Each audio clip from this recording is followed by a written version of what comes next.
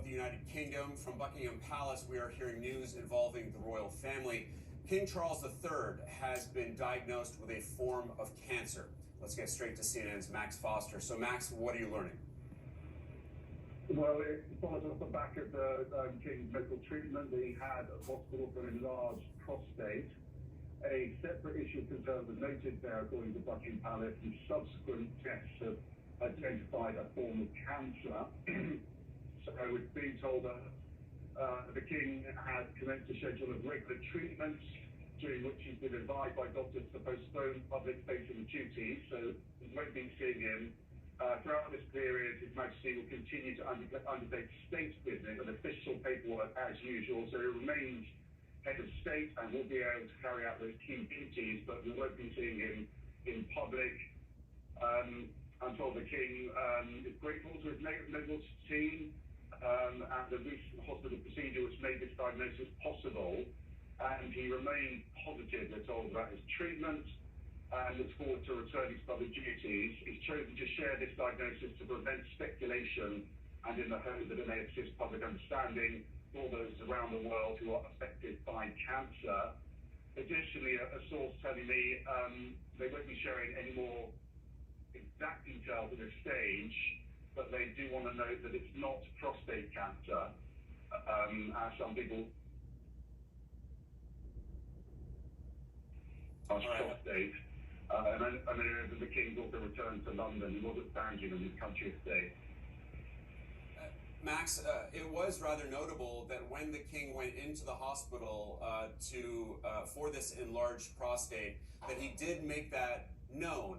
There was a certain understanding that the British public deserved a level of transparency. And we should underline here that, according to Buckingham Palace, when King Charles went into the hospital, it was for, they say, a benign prostate enlargement. But this cancer diagnosis is a separate issue, according to the palace. Talk to us about why the King has felt this need to be transparent with the British public. Well, I think there are two separate issues you can look at here. So he didn't necessarily have to announce that he was going in for a test for a benign enlarged prostate, because it wouldn't affect his public work, and they do feel that the royal family has a right to privacy, particularly when it comes to medical privacy. So that was very much announced because he wanted to raise awareness of the issue, and it had a huge impact because there were a lot more inquiries to hospitals about prostate concerns. This they did have to announce because it is the head of state with a serious medical issue, which cancer is regarded as, of course, so it does affect how he may carry out his public work, which is why they're also emphasising he is able to do his key constitutional duties, which are those of head of state, signing in new laws, opening parliament. He'll be able to, the mechanics of the constitutional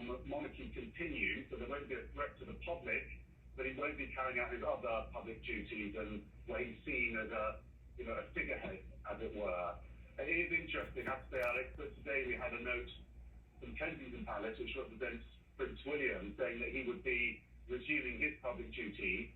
He's been off work looking after his wife, who had had an operation recently, and I think that the messaging there is that the Constitution does continue. Prince William will be stepping in for King Charles in his absence. And Max, this has been a rather remarkable period for the royal family in terms of health issues that they have decided to communicate to the public. He was in the hospital at the same time as his daughter-in-law, the Princess of Wales, and she has just left the hospital. She has, and that had to be announced as well because it was an operation, so the public had a right to know that. She has left hospital, she's now recuperating at home. A huge amount of pressure on Prince William at this point because he's there to support her and his children, but now he also has to step up as the next in line to the throne, so he will absolutely be expected to represent the King now, although it has to be emphasised, this isn't a regency. A regency would be when the monarch is incapacitated and would have to hand over official duties of state to Prince William. That isn't the case. This is just everything